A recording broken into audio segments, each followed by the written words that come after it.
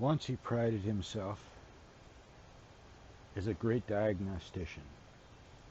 Foothills of the Alleghenies.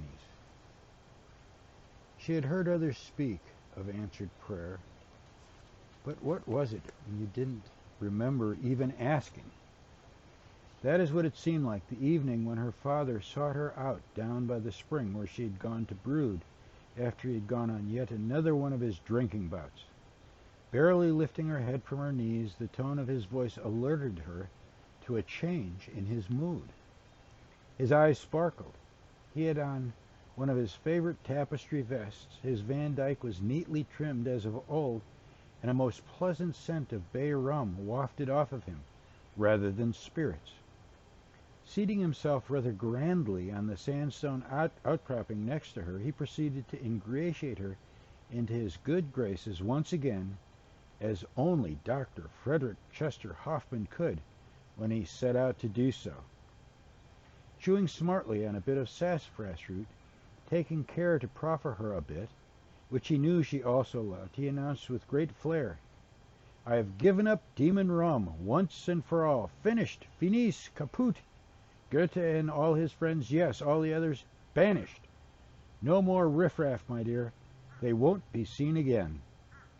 She had many questions to ask, but he quickly raised his hand in that slight but genuinely imperious, gentle way of his. "We are going west, young lady, west. Westward ho!" and gave out with a delectable belly laugh and a slight twist of his newly trimmed and waxed mustache. She leaned forward to examine him better in the leaf-dapple light the spring's environs provided. Was he drunk in spite of his declaration? No. He was indeed drunk with excitement. Then he began to outline for her the whole glorious-seeming plan. Within the fortnight they found themselves packed up and on their way to St. Louis and the convergence of the great river that divided the vast continent, where they would meet up with their guides and her father's old friend, the Baron, and begin their grand adventure up the Missouri to witness the summer celebrations of the Northern Cheyenne. Inez had danced with the idea of fulfilled dreams. So many wishes she could hardly count. Indians, real mountains, real buffalo. She barely took in her father's concerns or the incessant bustle of packing and closing up of the lodge.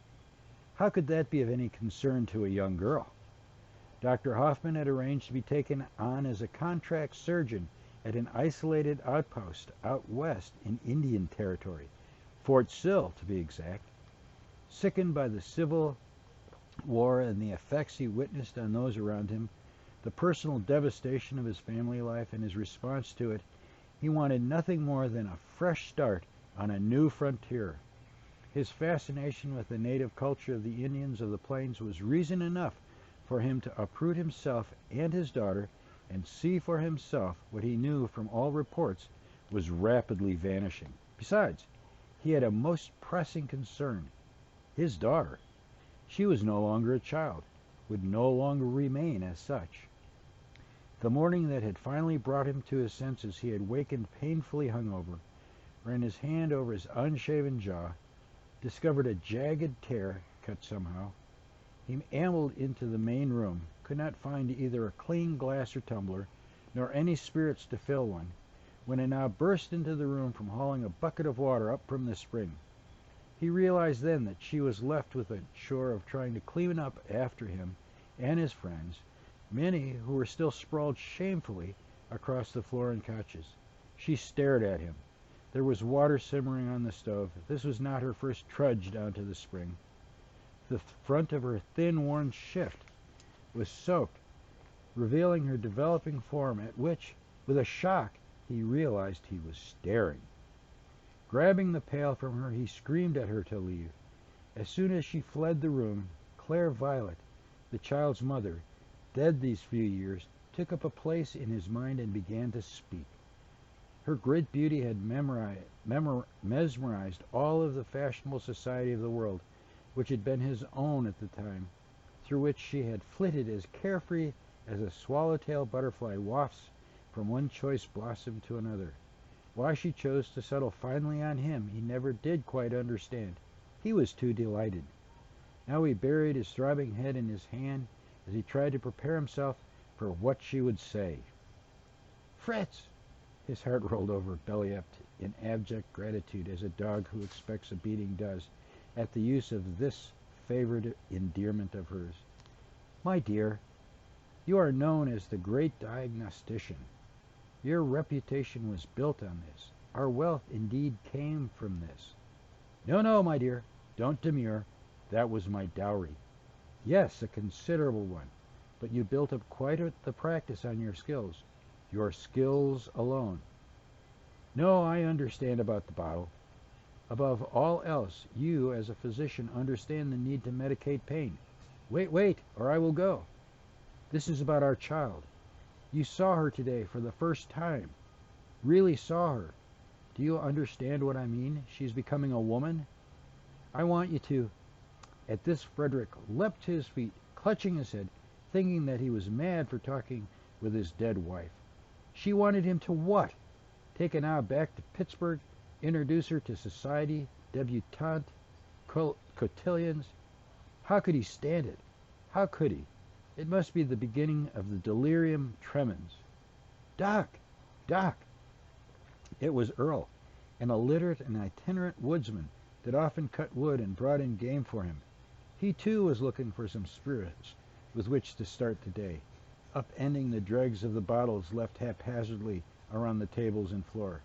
At that the good doctor was out the door and hiked at a rapid pace up to the greenstone ridge that abutted the old Warrior Trail. The sandstone foundation of the old Yoder farm was here, destroyed by a blowdown a decade ago that leveled their apple orchard, took the roof off the barn, and drove them off the land. The view over the undulating ridges was ameliorating. A good place to sober up. Soon Ruffles, a coonhound, no good for hunting, runt of the litter, spared by Billy himself, a runt of sort, came ambling through the goldenrod and chickweed of the gone-to-seed pasture.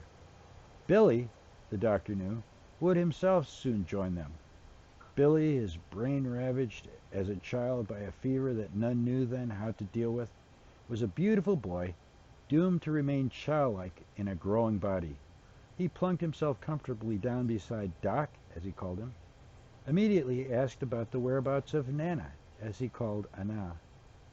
A bunch of freshly picked wildflowers dangling wilted from his man-sized hands. Claire Violet's lovely lips whispered in his ear, "You're the great diagnostician. Do something. Now. Don't you see?" Immediately he replied that his daughter had gone for the day into Latrobe with Earl's wife, and suggested that they hike together to the far Salt Lick, throwing an arm companionably around the boy, his vision beginning to clear.